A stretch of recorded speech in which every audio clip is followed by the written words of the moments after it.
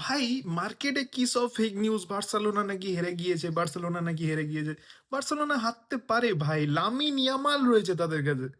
R must be a fake news কি আছে, রাফিনিয়াই তো নেই, কাউন্টার প্রেসই তো হবে না, কি আছে।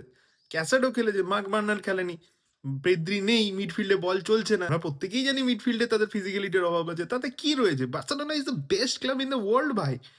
ওরা কি করে হারতে পারে অ্যাটলেটিকো মাদ্রিদের কাছে? Atletico Madrid is a third best club in the লা লিগা। ওদের কোনো অধিকারই নেই ভাই বার্সেলোনাকে হারানোর।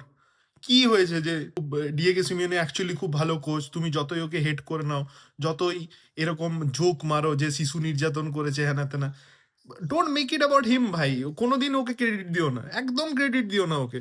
বলোই না যে অ্যাডেমোলা লুকম্যানকে কত সুন্দর ইউজ করেছে, কোকে থেকে শুরু করে গ্রিজম্যান থেকে শুরু করে প্রত্যেকে জেতার জন্য কতটা উৎসুক ছিল, কত সুন্দর অ্যাটলেটিকো মাদ্রিদ প্রেস করেছে, তারা কত সুন্দর অ্যাটাক করেছে। এসব বাদ দাও, তুমি বরঞ্চ এটা নিয়ে মাথা ঘামাও যে একটা মিম বার করা যায় নাকি জোয়ান গার্সিয়ার তেল খতম, একটা মিম বার করা যায় নাকি যে ইয়ামালের তেল খতম। Don't give credit to Atletico Madrid ভাই।